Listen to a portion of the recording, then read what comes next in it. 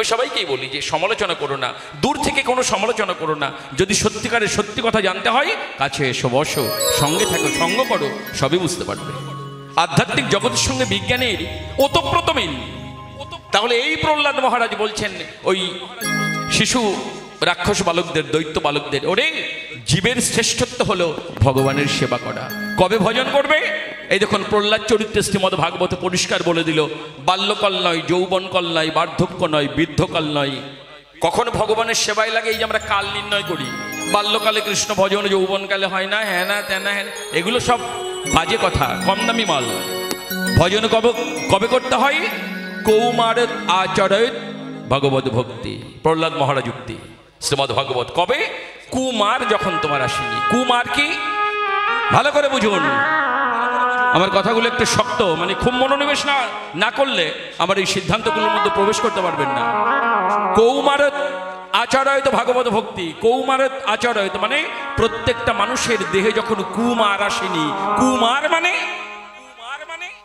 যখন যৌবন আসেনি। যৌবনটাই হলো আমাদের কুমার।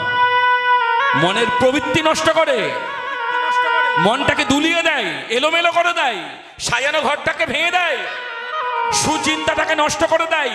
এই কুমার যতদিন তোমার দেহে না এসেছে, কৌমারত আচরয়ত মানে কুমার যতদিন তোমার দেহে যৌবন আসেনি, ঠিক তার আগেই তোমাকে ভাগবত ধর্ম শিক্ষা করতে হবে। কৌমারত আচরয়ত ভাগবত ধর্ম মানে তোমার দেহে কুমার আসার আগে, যৌবন আসার আগে, তোমার মৃত্যুর আগে তোমাকে ভাগবত ধর্ম আচরণ করতেই হবে। প্রহ্লাদ চরিত্র। কেউ মায়েরা আমার কথা কিছু বুঝতে পারেন? যদি বুঝতে পারেন একটুখানি অন্তত সমর্থন তো দিবেন।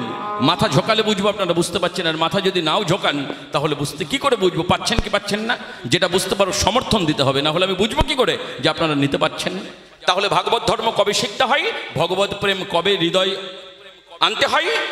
যতদিন না পর্যন্ত দেহে যৌবন এসেছে, ঠিক তার আগে। একবার দেখে যৌবন এলে, কুমার এলে আর ভাগবত ধর্ম নিতে পারবেন না, রাখতে পারবেন না। কেন? এলোমেলো করে দেয়, সবাইকেই দেয়। এটা আমার আলোচ্য বিষয় নয়। এটা হলো প্রকৃতির নিয়ম, এটা হলো সমাজের নিয়ম, এটা হলো দেহের নিয়ম, এটা হলো আমাদের খাদ্য রক্ত মাংসের দেহের এটা নিয়ম। এটা থাকবেই, অবশ্যই থাকবে। ঠিক এর আগে আমাকে ভাগবত ধর্ম শিক্ষা করতে হবে। তাহলে বোঝা গেল এটা হলো প্রহ্লাদ মহারাজের কথা। তো ভক্তমণ্ডলী, অত বড় রাজা, যা রাজশাহী গড়েরহাট পরগনা যার, তার একমাত্র সন্তান রাজা কৃষ্ণানন্দ দত্তের ঘরে এলেন ছোট্ট নরেন, পরবর্তীতে নাম নরোত্তম।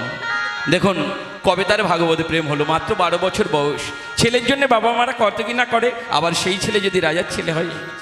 এমনি আমরা যারা গরিব দুঃখী তারাই কত কিছু ভাবি, ছেলে ভালো স্কুলে পড়বে, ভালো জামা প্যান্ট পরবে, ভালো গাড়িতে চড়বে, আমার ছেলে সবার একজন হবে, আমার ছেলে সেরার সেরা হবে, আমরা সবাই ভাবি। আবার যদি সেই ছেলে রাজার ছেলে হয় তাহলে বাবা কত কিছু ভাবে, বাবা কি না দিতে চাই।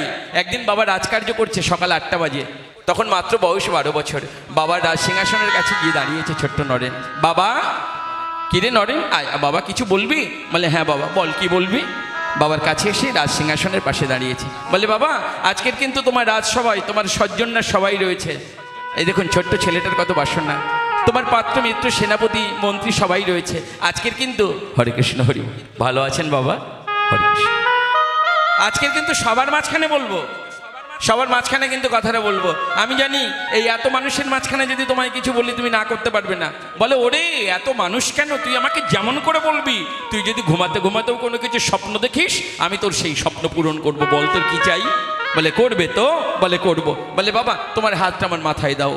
বয়স মাত্র 12 বছর। ভাগবত প্রেম কোথায় আসে দেখুন। বাবার হাতটা জোর করেই ছোট্ট নরেন মাথায় নিয়েছে। বাবা আমি তো কোনোদিন তোমার কাছে কিচ্ছু চাইনি, কতদিন বলেছি বাবা, তুমি আমায় বলেছো বাবা কি নিবি বল, আমি তো কোনোদিন কিছু চাইনি। আর চাইবো কেন, না চাইতে তুমি কি আমায় কম দিয়েছো? তো আজকের একটা জিনিস তোমার কাছে চাইবো। চা তা তোমার হাত আমার মাথায় দাও। রে শোন, তুই আমার একমাত্র নয়নের মণি, আমার অন্ধের যষ্টি, আমার যা কিছু সব তো তোর। ওরে তুই চাইবি আমি তোকে দেবো, তার জন্য মাথায় হাত কেন? বলে না বাবা এমনি করে বললাম আমি নেবো না, আমার মাথায় হাত রেখে শপথ করতে হবে তারপরে আমি নেব। আচ্ছা বাবা তাই না হয় হলো, তোর কথা রাখলাম। মাথায় হাতটা দিয়েছে, বলতো কি চাই? বলে বাবা তুমি কিন্তু আমার মাথায় হাত রেখেছো, আমি যা চাইবো তুমি আমায় দেবে। বলে হ্যাঁ দেবো, বল কি চাই? বলে বাবা কিচ্ছু না, তোমার রাজ ঐশ্বর্য না, রাজ সিংহাসন না, রাজ মুকুট না, তোমার কিচ্ছু আমি চাইবো না, শুধু একটা অনুমতি। অনুমতি? কি অনুমতি বাবা? তুমি শুধু আমায় একবার একটা অনুমতি করো, শুধু এই আদেশ করো, আমায় শুধু হ্যাঁ বলো, আমি আজকে দুপুরে একটু পদ্মা নদীর জলে স্নান করতে যাব। মাগো, একই পথেই আসে, কেউ হয় মূত্র আবার কেউ হয় পুত্র, সবাই পুত্র হয় না, কিন্তু আসার চ্যানেল একটা, দরজা একটা, একই দরজা দিয়ে আসে, মূত্রও আসে আবার পুত্রও আসে, তাই না? এমন সন্তান যদি কারো আসে যে একটু স্নান করতে যাবে, বাবার অনুমতি চাইছে, বাবা তুমি যদি অনুমতি করো তবে যাব। বাবার আল্লাহতে আটকানা, আমার ছেলে এত বাধ্য এখন স্নান করতে একটু পদ্মা নদীতে যাবে, তাও আমার অনুমতির অপেক্ষা করছে। এই কে আছিস, রথ নিয়ে আয়, আমার নরেন পদ্মা নদীতে স্নান করতে যাবে। না বাবা না, রথ না। ও রথে যাবি না? এই ঘোড়া নিয়ে আয়, আমার নরেন স্নান করতে যাবে। না বাবা, হাতি নয়, ঘোড়া নয়, রথে নয়। তাহলে তুই ছুটতে ছুটতে যাবি? না বাবা, ছুটে নয়। হেঁটে যাবি? না হেঁটে নয়। আমি হাতিতে যাব না, রথে যাব না, ঘোড়ায় যাব না। রহস্য দেখুন, হাতি ঘোড়া রথে করে গেলে কেউ আমায় বহন করে নিয়ে যাবে, মা পদ্মা আমায় কৃপা করবে না। আমি পদ্মা নদীতে যাব, তবে হাতি রথে ঘোড়ায় নয়, হেঁটেও ছুটেও নয়। খোকারে তুই যা, আমি তোকে অনুমতি করলাম, শুধু যাওয়ার আগে বলে যা, এইখান থেকে 3 কিলোমিটার পদ্মা নদীর কুল, তুই যাবি কি করে, শুধু এইটুকু আমায় বল। বাবা আমি যখন তোমার আদেশ পেয়েছি, তোমার অনুমতি যখন পেয়েছি, আমি তো তোমাকে বলবোই। আমি হাতি নয়, ঘোড়া নয়, রথে নয়, হেঁটে নয়, ছুটে নয়, আমি পবিত্র পদ্মার জলে স্নান করতে কি করতে যাবো জানো বাবা? ওই পদ্মার জলে আমি যাব কেমন করে জানো? আমি গড়াগড়ি দিয়ে যাব, আমি গড়াগড়ি দিয়ে যাব, আমি গড়াগড়ি দিয়ে যাব, আমি গড়াগড়ি দিয়ে যাব, পবিত্র পদ্মার জলে স্নান করিব, আমি গড়াগড়ি দিয়ে যাব, পবিত্র গঙ্গার জলে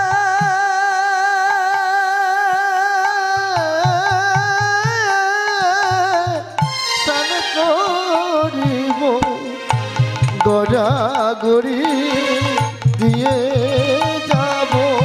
কেন কেন কেন বাবা, গড়াগড়ি দিয়ে কেন? তুমি হাঁটতে হাঁটতে যাও। বলে না বাবা, হেঁটে নয়, ছুটে নয়, আমি গড়াগড়ি দিয়ে কেন যাব? আমি দেখেছি প্রতিদিন সকালবেলা সূর্য উদয়ের আগে আমাদের বাড়ির জানালার পিছনে রাস্তা দিয়ে কত বৈষ্ণব খোল করতাল বাজিয়ে পদ্মায় স্নান করতে যাই, তাদের চরণ ধুলিতে পবিত্র এই পথ, আমি তাই বৈষ্ণবের চরণ ধুলি গায়ে মাখিব, বৈষ্ণবের চরণ ধুলি গায়ে মাখিব, বৈষ্ণবের চরণে ধুলি গায়ে মাখিব, বৈষ্ণবের চরণ ধুলি গায়ে মাখিব, তাই গড়াগড়ি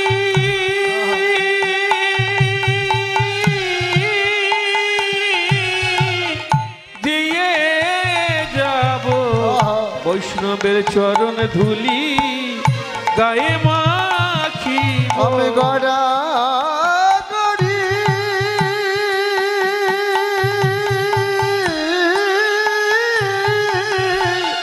দিয়ে যাব, চরণ ধুলি গায়ে মাখিব, বৈষ্ণবের চরণ ধুলি পেলে আমি ধন্য হব, বৈষ্ণবের চরণ চরণ ধুলি ধুলি পেলে ধন্য হব, বৈষ্ণবের চরণে ধুলি পেলে ধন্য হব, চরণে ধুলি পেলে আমি ধন্য হব, আমি গড়াগড়ি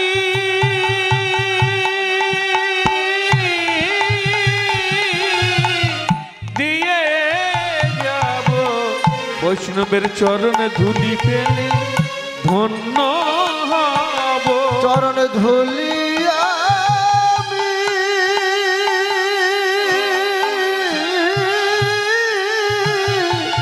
গায়ে মাখিব, চরণ ধুলি পেলে আমি ধন্য হব। চরণে ধুলি পেয়ে ধন্য হব। বৈষ্ণবের কৃপা নইলে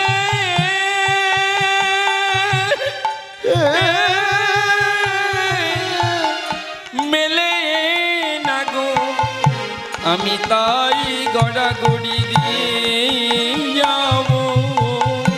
চরণ ধুলি পেলে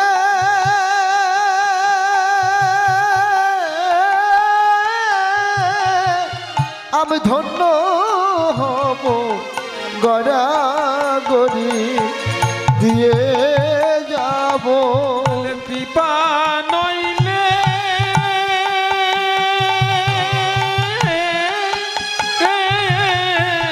মেলে না গো, আমি গড়াগড়ি দিয়ে যাব। বৈষ্ণবের কৃপা নইলে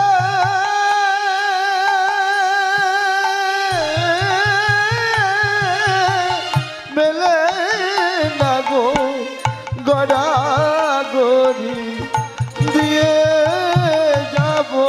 আমি গড়াগড়ি দিয়ে যাব। মা পদ্মার জলে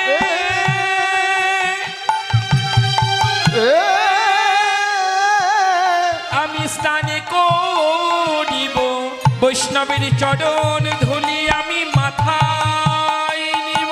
মা পদ্মার জলে স্নান করিব, বৈষ্ণবের চরণ ধুলি আমি মাথায় নিব। মা পদ্মার জলে স্নান করিব, বৈষ্ণবের চরণ ধুলি মাথায় নিব। মা পদ্মার জল স্নান করিব, বৈষ্ণবের চরণ ধুলি মাথায় নিব। পদ্মার জল স্নান করিব, চরণ ধুলি মাথায় নিব। মা পদ্মার জল স্নান করিব, চরণ ধুলি মাথায় নিব। মা পদ্মার জলে স্নান করিব। পদার জলে স্নান করিব। পদ্মার জলে স্নান করিব।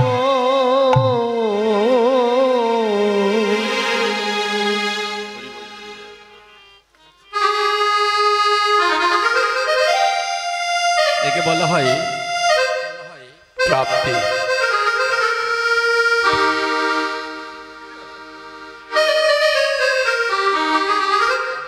বাবার যদি ব্যাংকে 2 লক্ষ টাকা থাকে, ছেলে জানে, আর যদি ছেলে নাও জানে, বাবা মৃত্যুর পূর্বে বা একটা সময় বাবা জানিয়ে যায়, খোকারে এখন তো আমার শরীর ভালো না, কবে বলতে কবে জানি আমার চলে যেতে হবে, তা তোকে জানাই বাবা ব্যাংকে কিন্তু 2 লক্ষ টাকা আছে।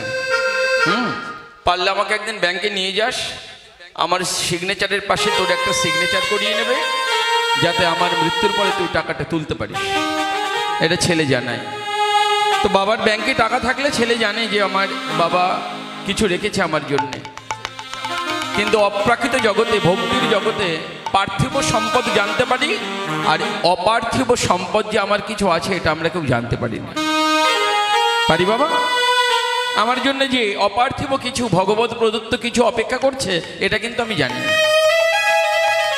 বাবার সম্পদ জানি, আর পরম পিতার সম্পদ আমরা জানি না যে কিছু আছে। তাহলে সেই সম্পদ পাবো কি করে? আমার জন্য যখন আমি জানি না কিছু আছে, কি আছে জানি না, ভালো মন্দ দুটোর যে কোনো একটা আছে, আমি তো জানি না। যদি ভালো হয় বা যদি মন্দও হয়, দুটোই আমি ধরলাম, তো সেটা আমি পাবো কি করে? বৈষ্ণব মহাজন শিক্ষা দিচ্ছেন, দেখো প্রাপ্তি বস্তু মিলে হয়, প্রাপ্তি বস্তু মিলে তোমার যেটা প্রাপ্তি আছে সেটা মিলবে। কবে মিলবে? যখন গুরু বৈষ্ণবের চরণ ধুলির কৃপা লাভ হবে, তখন মিলবে, তার আগে মিলবে না। এটা শুধু কথার কথা নয় গো, এটা সংস্কার, এটা জন্ম জন্মান্তরের সংস্কার। এগুলো একটা ট্র্যাডিশন চাই। এগুলো যদি ফ্যামিলি ট্র্যাডিশন না থাকে, এই সংস্কার আসে না। ছেলে মেয়েকে যদি যথার্থ সংস্কার দিতে হয় দেখবেন একটা ফ্যামিলি ট্র্যাডিশন দরকার হয়, যেটা আমাদের এখন ম্যাক্সিমাম ক্ষেত্রেই নাই। কারণ আমি যদি আমার বাবাকে শ্রদ্ধা সম্মান না করি, আমার ছেলেও আমাকে শ্রদ্ধা সম্মান করবে না। আমার বাবা যদি আমার ঠাকুরদাকে শ্রদ্ধা সম্মান না করতেন, তাহলে আমিও আমার বাবাকে শ্রদ্ধা সম্মান করতাম না। আমি দেখেছি বাবা ঠাকুরদাকে সম্মান করতেন, শ্রদ্ধা করতেন। কোনোদিন ঠাকুরদার মুখের দিকে তাকিয়ে বাবা কথা বলেননি, সর্বক্ষণ মাথা নিচু করে কথা বলেছেন। তাহলে আমারও কখনো এই মেনিয়াটা আসবে না, বা এই ইচ্ছাটা কখনো প্রকাশ হবে না যে আমি বাবার মুখের দিকে তাকিয়ে চোখে চোখ রেখে কথা বলবো। কেন? বাবা যেটা করেননি আমি সেটা করব না। আর আমি যদি এটা বজায় করি তাহলে আমার ছেলেও এটা করবে না। এটা হলো ফ্যামিলি ট্র্যাডিশন বলা হয়। এগুলো আসে, এগুলো আজকের দিন আমাদের হারিয়ে গেছে। তো বাবা যখন ওই কথাটি শুনেছেন, ওই পথ দিয়ে গড়াগড়ি যাবে, বাবা নির্বাক, চুপ, একদম কোনো কথা নেই, সাইলেন্ট হয়ে গেলেন। বললেন, খোকারি, আজকে তুই আমাকে যে প্রশ্নের মুখে দাঁড় করিয়েছিস বা যে কথা বললি, এই কথার কোনো উত্তর দেবো বা এর ব্যতিরিক্ত কোনো কথা বলবো সেই যোগ্যতা আমার নাই। তোর যেটা মন চাই কর, তবে একটা কথা বলি বাবা, তুই যা, তবে একটা সেবা আমায় করতে দে। বাবা হাত জোড় করেছেন ছেলের কাছে, বাবা হাত দুটো ধরে বলছে, কি বাবা তুমি কি বলবে? তুমি আমার কথা রাখলে আর আমি তোমার কথা রাখবো না, তা কি হয়? তুমি বলো, তুমি কি বলবে? বাবা রে, আমি তোর জন্য কিছু লোকজন পাঠাই, ওরা তোকে একটু রক্ষা করে যাবে, দেখভাল করবে, জাস্ট ওয়াচ করবে, তোকে শুধু দেখে দেখে যাবে, তোর কোনো কাজে বাধা দেবে না। বলে, বাবা তা তুমি পাঠাও, তবে ওদের বলে দিও ওরা যেন আমার কোনো কাজে বাধা না দেয়, আমার গায়ে হাত না দেয়। বলে, না না, তা দেবে না, দূরে দূরে থাকবে, শুধু তোকে চোখে দেখবে তুই কোথায় যাচ্ছিস, কি করছিস, এইটুকু আমায় করতে দে। ছেলে মাথা বেঁধে নিল, ঠিক আছে বাবা, তোমার যত লোক ইচ্ছা আছে, তোমার যত লোক আছে পাঠিয়ে দাও, তবে বলে দিও ওরা যেন আমার কোনো কাজের বাধা না দেয় আর আমাকে অঙ্গ স্পর্শ না করে। বলে, না তা করবে না। বাবা দাঁড়িয়ে দেখছে, বাবার চরণ ধুলি মাথায় নিয়ে ছেলে যাচ্ছে পদ্মায় স্নান করতে। বাবা দেখছে, ভাবছে, দয়াময়, চোখের জল নিবেদন করে একটি সন্তান চেয়েছিলাম, তুমি দিয়েছো, তুমি ওকে বাঁচিয়ে রেখো। আমার সন্তান, নিজেকে পরিচয় দিতে আমার গর্ব হয়, এই সন্তান আমার সন্তান। এত ছোটবেলা থেকে এর এত অনুরাগ, এত ভক্তি, এত নিষ্ঠা, দয়াময় দিয়েছো যখন, বাঁচিয়ে রেখো। আর এইটুকু কৃপা করো যেন ভক্ত হয়, যেন এর মুখ থেকে কৃষ্ণ নাম শ্রবণ করতে করতে আমার শেষ নিঃশ্বাস বেরিয়ে। মাগো, বাবার চরণধুলি মাথায় নিয়ে ছেলে যেতে যেতে বাবা তাকিয়ে আছে, তো দেখছি ছেলে কি করে। বাড়ির উঠোনের মাঝখানে গিয়ে দেখছে ছেলে গড়াগড়ি দিচ্ছে, উঠোনের মাঝখানে দুটি হাত জোড় করে গড়াচ্ছে। বাবা চেঁচিয়ে বললেন, খোকা, ও নরেন। চরণধুলি গায়ে মেখে উঠে বলছে, বাবা কিছু বলবে? বলে, হ্যাঁ একটা কথা ছিল। বলে, কি বাবা? তুমি আমায় বলেছিলে রাস্তায় গড়াগড়ি দিতে দিতে যাবে, তা বাড়ির উঠোনে গড়াগড়ি দিলে কেন? ছেলেটা মৃদু হেসে, মুখে হাসি, চোখে জল, হাসি মাখা মুখে চোখে জল নিয়ে বলছে, বাবা তুমি বুঝতে পারোনি, তুমি খুব বোকা, তুমি আসলে কিছু বোঝো না। বলে, কি বুঝি না বাবা, তুমি আমায় বোঝাও। বলে, বাবা আমাদের বাড়ির এই উঠোনটা আমার কাছে তীর্থভূমি। কেন? গয়া কাশী মথুরা বৃন্দাবন তীর্থ হয়, আমাদের বাড়ির উঠোন তীর্থ হলে কি করে? বলে, আমি গয়া কাশী মথুরা বৃন্দাবন জানি না, আমি জানি আমার বাড়ির উঠোনটা আমার কাছে তীর্থভূমি। কি করে? বলে, বাবা এই বাড়িতে আমাদের কত পুরুষের বসতি? বাবা বললেন, তা প্রায় 18 পুরুষ হবে, 14 পুরুষেরও বেশি, এই বাস্তব বসতি। তাহলে তুমি বিচার করে দেখো তোমার বাবার কত পুরুষ তারা এই বাড়ির উঠোনে চরণ দিয়ে বিচরণ করেছে, তাদের চরণ ধুলি রেখে গেছে। মা যেদিন প্রথম এই বাড়িতে বউ হয়ে এলো, তোমার মা যেদিন এলো, আমার মা যেদিন এলো, এখনো পর্যন্ত এই বাড়ির উঠোনে তোমরা চরণ দিয়ে বিচরণ করো। তো যে বাড়ির উঠোনে বংশ পরম্পরায় 18 পুরুষের চরণ ধুলি পড়ে থাকে, সেই বাড়ি কি উঠোন তীর্থ হয়? আমি আমার পূর্বপুরুষের কথা চিন্তা করে একবার গড়াগড়ি দিয়ে বাড়ির উঠোনের ধুলি আমি গায়ে মেখে। হরিবল হরিবল।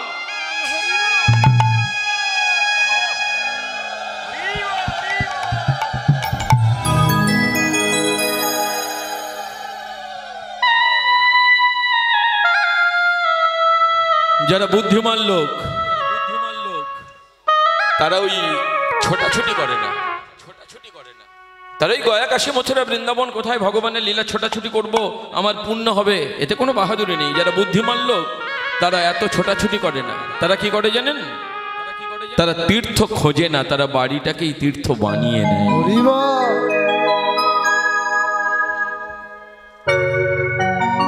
এটা হলো শাশ্বত চিরন্তন ধর্ম। কোথায় খুঁজবেন? কোথায় খুঁজবেন? বাড়ির উঠোনটাকে তীর্থ বানিয়ে নেয় যারা বুদ্ধিমান লোক। রাজা কৃষ্ণানন্দ দত্ত হতবম্বের মতো তাকিয়ে রইল, নির্বাক, বদনে বাক্যস্মরণ হলো না।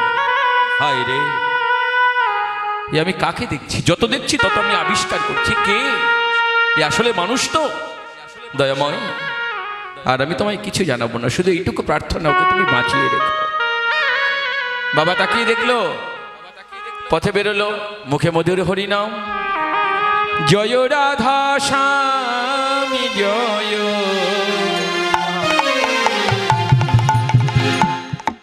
জয় গিরিধারী, জয় রাধা স্বামী জয়, জয় গিরিধারী, জয় রাধা স্বামী জয়, জয় গিরিধারী, আর জয় রাধা শ্যাম জয়, জয় গিরিধারী, জয় রাধে, জয় রাধে, জয় রাধে, জয় রাধে, জয় রাধে, জয় রাধে, জয় রাধে, জয় রাধে, জয় রাধা স্বামী জয়, জয় গিরিধারী, আর জয় রাধা শ্যাম জয়, জয় গিরিধারী,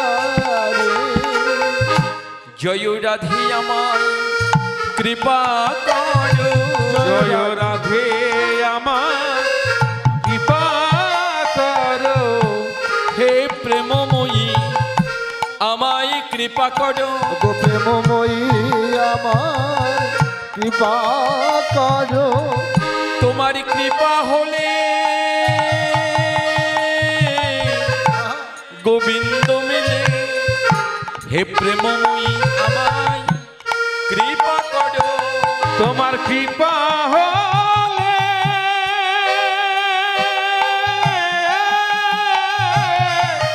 গোবিন্দ মিলে, বলে জয় রাধে, জয় রাধে বলে, হলে গোবিন্দ মেলে, জয় রাধে, জয় রাধে, তোমার কৃপা হলে গোবিন্দ মেলে, জয় রাধে, জয় রাধে বলে, তোমার কৃপা হলে গোবিন্দ মেলে, প্রেমময়ী আমায় কৃপা করো। ভক্তমণ্ডলী মাগো, এই দুটি করজোড় করে রাধা নাম গাইতে গাইতে বৈষ্ণবের চরণধুলি গায়ে মাথায় মাখতে মাখতে মাখতে মাখতে এসে দাঁড়ালেন পদ্মা নদীর কূলে, মানে তীরে। ওমা, একি একি একি, এরা কিছু জানে না গো। যে যার মতো আসছে, পায়ে জুতো পরে দাঁত ব্রাশ করতে করতে নদীতে নেমে যাচ্ছে। এমা, এগুলো করতে নাই। 12 বছরের ছেলেটা আমাদের চোখে আঙুল দিয়ে শেখাচ্ছে, ও মামা একি একি, তোমরা একই করছো? আরে জল গঙ্গা, এমনি করে জলে নামতে নাই, পায়ে জুতো পরে দাঁত ব্রাশ করতে করতে কেউ নামছো? নামতে নাই। দেখছে লক্ষ লক্ষ মানুষ একই কাজ করছে, ওই ছোট্ট ছেলেটা কিন্তু তা করলো না। একটা কথা শিখুন মা, পুকুর আপনার, টিউবওয়েল আপনার, কিন্তু জল আপনার না। জল প্রকৃতির সম্পদ, ভগবানের ঈশ্বর প্রদত্ত দান। জলকে সম্মান করতে হয়। দেখবেন কেউ 10,000 টাকার পুকুর কাটলো, তার ভালো জল, আর কেউ 10 লক্ষ টাকা দিয়ে পুকুর বানালো, শান দিল, তার ভালো জল হলো না। কেন? জল আপনার নয়, তাই জল নিয়ে অহংকার করা যায় না। জল প্রকৃতির সম্পদ, তো এমনি করে যদিচ্ছা ব্যবহার করব। নরেন দেখছে, না না না, আমি তো তা করি না। তোমরা এরকম করো না। নরেন, ছোট্ট নরেন, 12 বছর বয়স, ওরা কি করছে দেখুন। জলের কাছে আগে গিয়ে বসলো, আর সঙ্গে বাবা প্রায় আনুমানিক 100 জন লোক পাঠিয়েছেন, সবাই লেঠেল, সবার হাতে বড়লা মাছে লাঠি আছে। ওটা নরেনকে রক্ষা করবে, দেখাশোনা করবে। ওরা দূরে দাঁড়িয়ে দেখছে ও কি করে। ওই যে বলে দিয়েছে, ও যা করবে কেউ বাধা দেবে না, ওর কোনো কাজে বাধা দেবে না। সবাই দূরে দাঁড়িয়ে দাঁড়িয়ে দেখছে ও কি করে। ও তো গড়াগড়ি দিয়ে গেল, এইবার জলের কাছে বসে হাতে করে আগে একটুখানি জল তুলে নিয়েছে। হাতে করে জল তুলে নিয়ে গঙ্গাকে সম্মান করছে, জলকে সম্মান করছে। হাতে করে একটু জল তুলে নিয়ে প্রথমে মাথায় দিয়েছে। ও তো মন্ত্রতন্ত্র শেখেনি, জানে না। হাতে করে জল নিয়ে মাথায় দিয়েছে। যেই মাথায় হাতে করে জল দিল, অমনি পদ্মা নদীর হলো কি, পদ্মা নদী তরঙ্গিত রঙ্গি নাচে, তরঙ্গে তরঙ্গে নাচে, অমনি তরঙ্গে তরঙ্গে নাচে। অমনি তরঙ্গে তরঙ্গে নাচে, তার প্রেমানন্দে উদয় হলো পদ্মা নদী তরঙ্গিত রঙ্গি নাচে। গো প্রেমানন্দে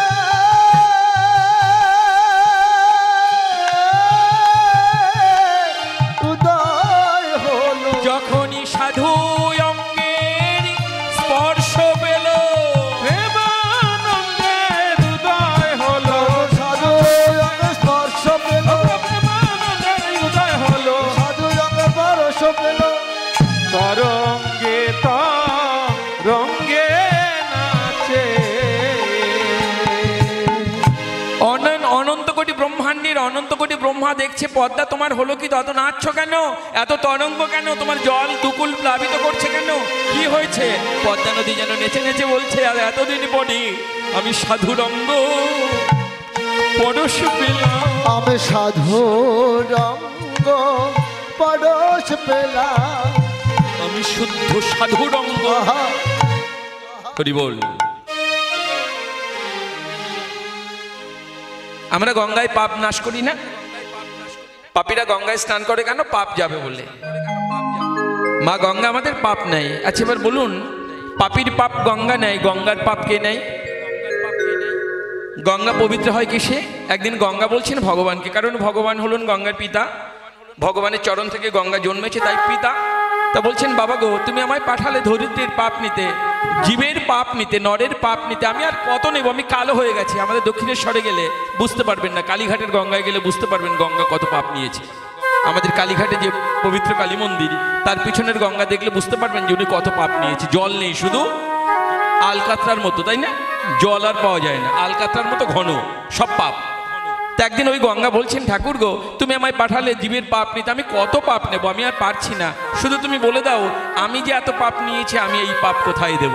ভগবান বলছেন, গঙ্গা তোমার চিন্তা নাই, পাপ নিতে বলেছি নিয়ে যাও, তোমার পাপ কোথায় যাবে আমি ব্যবস্থা করে রেখেছি। বলে, একটু বলো না আমার পাপ কোথায় যাবে? ভগবানে বলছেন, গঙ্গা তুমি নেবে জীবের পাপ, জীবের পাপ নিতে নিতে যদি তুমি কলুষিত হও, কালো হও, তোমার চিন্তা নাই।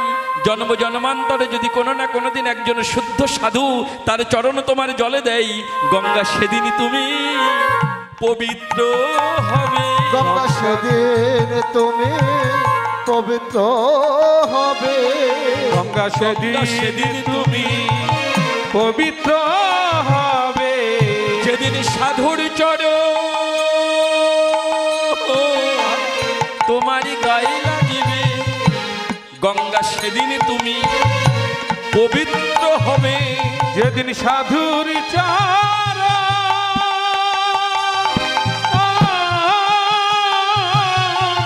গায়ে লাগিবে, আমি তোমায় কৃপা করে গেলাম। যেদিন সাধুর চরণ গায়ে লাগিবে, আমি তোমায় কৃপা করে গেলাম, যেদিন সাধুর চরণ গায়ে লাগিবে, আমি তোমায় কৃপা করে গেলাম। গঙ্গা সেদিন তুমি পবিত্র হবে। মাগো, তাহলে পাপীর পাপ নাই গঙ্গা, আর গঙ্গার পাপ নাই সাধুর চরণ। তাহলে এবার আপনারাই সঠিক সিদ্ধান্ত নিন, তীর্থে স্নান করতে যাবেন না সাধুর চরণ ধুলিতে স্নান করবেন, কোনটা করবেন ভাবুন।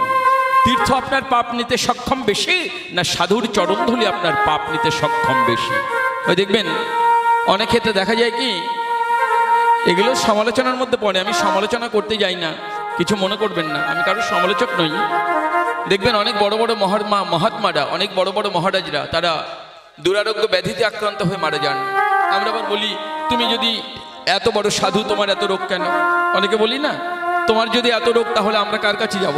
মাগো, সাধুদের সত্যি কোনোদিন কোনো রোগ যন্ত্রণা হবার কথা নয়, তথাপি হয় কেন? এই রোগ যন্ত্রণা, এই জরা ব্যাধি এগুলো সাধুর নয়, এগুলো উনি প্রাপ্ত করেননি, এগুলো হলো আমাদের রোগ যন্ত্রণা জ্বালা ব্যাধি উনি গ্রহণ করছেন, ভোগ করছেন। এই জন্য তো সাধু না। আপনারা যদি বলেন প্রমাণ, কত প্রমাণ চান? আপনারা যতগুলো প্রমাণ বলবেন আমি চেষ্টা করবো তার উপর একটা বেশি করে প্রমাণ দেওয়ার জন্য। সর্বোপরি দেখুন ঠাকুর রামকৃষ্ণ এত বড় একজন মাতাল, যাকে বলা হয় বদ্ধ মাতাল, সে হলো গিরিশ ঘোষ। কোনোদিন মাকে ডাকে না, সাধন ভজন কিচ্ছু করে না, অথচ ঠাকুরের বড় দুঃখ, সবাই তোরে যাবে গিরিশ, তুই পড়ে থাকবি, আমি তোর জন্য কিছু করতে পারবো না, অথচ আমি একদিন হলেও তোর অন্ন খেয়েছি। বলছে গিরিশ মা বল, বলে আমি বলবো কখন? বলে সকালবেলা বলবি, বলে সকালবেলা ঘুম ভাঙলে আমার কাজের কথা মনে পড়ে, বলে দুপুরবেলা বলবি, বলে স্নান করলেই খিদে পাই, বলে বিকেলবেলা বলবি, বলে বিকেলবেলা মদ খেতে ইচ্ছা করে, বলে রাত্রেবেলা বলবি, বলে মাথালে হয়ে ঘুমিয়ে পড়ি, বলে দে শালা আমার বকল মাদে, তুই বলতে পারবি না, আমি তোর হয়ে বলবো। বকল মাদে কিরকম? তিল তুলসী হাতে দিয়ে বললেন, এইটা আমার হাতে দিয়ে শুধু বল, আমি মা বলে রাখতে পারবো না ঠাকুর গো, তুমি আমার হয়ে মাকে ডেকে দাও, তোর রোগ দে, জরা দে, ব্যাধি দে, ভালো দে, মন্দ দে, তোর বলতে যা আছে আমার দে, আমি তোকে শুদ্ধ করে নিলাম, তোর সব কিছু আমি নিলাম, আমি তোর হই মা বলে ডাকবো। এই হলো সাধু। গিরিশ ঘোষের গলায় ছিল ক্যান্সার, জানেন? ওই যে হাতে বকলমা দিল, ওই গিরিশের গলার ক্যান্সারটা ঠাকুরের গলায় হলো। একদিন মা ভবতারিণী বলছেন, ভক্তরে একবার আমায় বল মা, তুমি আমার রোগটা নাও। বলছে না মা, আমি কোনোদিন তা বলতে পারবো না। আরে ওই যে গিরিশের গলার ক্যান্সার, তুই যে মারা যাবি, বলে আমি মারা যাব মা, তবু কোনোদিন আমি বলবো না আমার রোগটা তুমি ভালো করে দাও। স্বামীজি বসেছেন, স্বামী বিবেকানন্দ ঠাকুর রামকৃষ্ণের মাথার কাছে, বাবা তোমার কষ্ট হচ্ছে? বলছে না। তোমার গলায় ক্যান্সার হয়েছে, সবাই কত কথা বলছে, বলে লোকে যে যা বলে বলুক, ওদের কথায় কি আসে যায়, যে যা বলে বলুক। বাবা তুমি শুধু একবার বলো মাকে তোমার গলার ক্যান্সারটা নিয়ে নেবে। বলে আমি তা বলতে পারবো না, আমি কষ্ট পাই, আমি ক্যান্সার নিয়ে মৃত্যুবরণ করি, তাতে আমার দুঃখ নাই, তবু এইটুকু শান্তি, আমি গিরিশকে তো একবার মা বলে ডাকাতে পেরেছি, গিরিশ তো একদিন মা বলে ডেকেছে।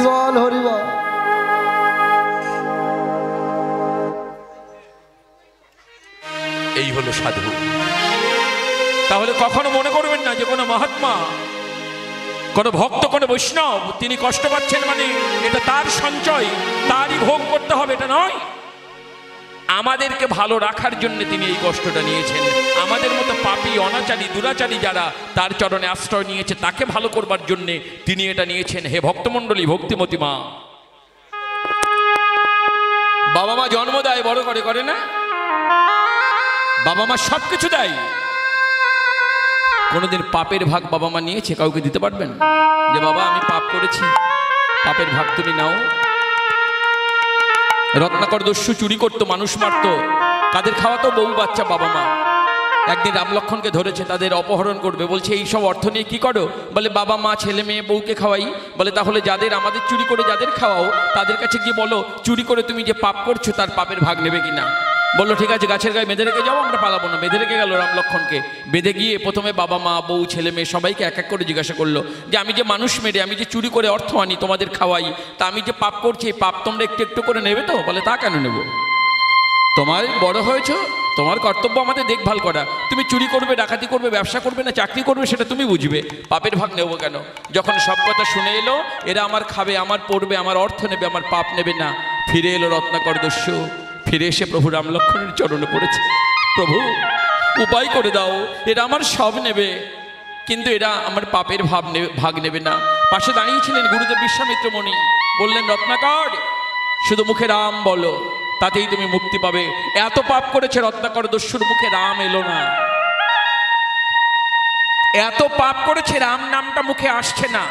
রত্নাকর দস্যুর মুখে যখন রাম নাম আসছে না, দূরে দেখছেন একটা মরা গাছ। গুরুদেব বিশ্বামিত্র বললেন রত্নাকর দূরে ওটা কি দেখছো? বলছে একটা মরা গাছ। বলে তাহলে গাছটাকে বাদ দাও, শুধু মরা বলো। বলে মরা বললে আমার প্রভুর নাম আসবে? বলে হ্যাঁ আসবে। বলো মরা মরা মরা মরা মরা মরা মরা মরা মরা বলতে বলতে রাম নাম আসতে আসতে রত্নাকর দস্যুর গায়ের উপরে উইয়ের ঢিবি হয়ে গেছে।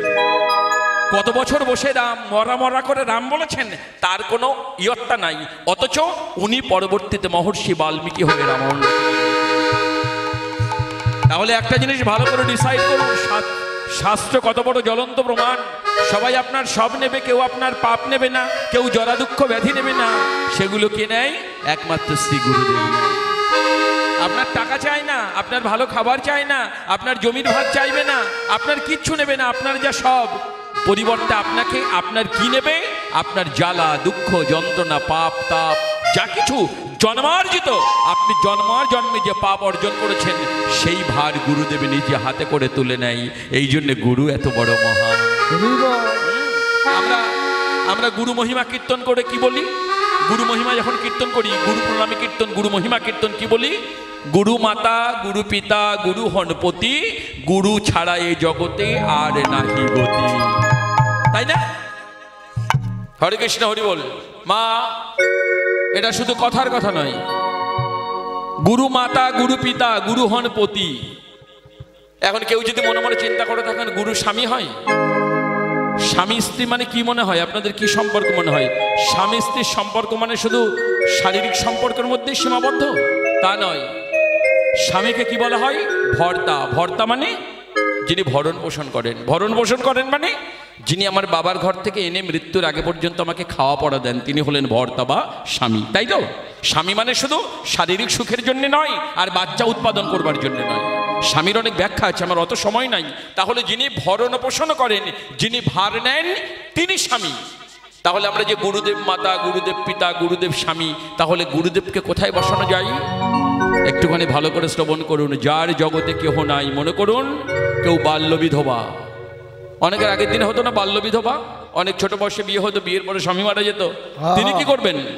তিনি যদি ভগবানকে ভালোবেসে গুরুচরণে আশ্রয় করেন, গুরুদেব তার ভার নেবেন। কিভাবে ভার নেবেন? মারে, অকালে তোর স্বামী হারিয়েছিস, আমার চরণে আশ্রিত হয়েছিস, বাকি জীবনটা আমি তোর ভার নিলাম। যেমন করে তোর বাবা তোকে ভরণ পোষণ করিয়েছে, পরবর্তীতে স্বামী করিয়েছে, আজকের বাবাও নাই স্বামীও নাই, আজ আমার চরণে এসেছিস। বাবা স্বামী যে কর্ম করেছে সেই কর্মটা আমি তোর জন্য নিরূপণ করলাম, আজীবন আমি তোর ভরণ পোষণ করলাম। তাই তিনি অধিকার লাভ করলেন। এখানে এই নয়, কেউ ভুল ব্যাখ্যা করবেন না যে গুরু মানে, গুরু হন স্বামী মানে গুরুদেবের সঙ্গে শিষ্য বৌমার অবৈধ সম্পর্ক, তা কিন্তু নয়। এই জন্য আমাদের শাস্ত্র তো পিছিয়ে পড়েছে, এটা ভাববার কিছু নাই। তাহলে আমরা এক গুরুদেবের মধ্যে কি কি পাই? হরি বল।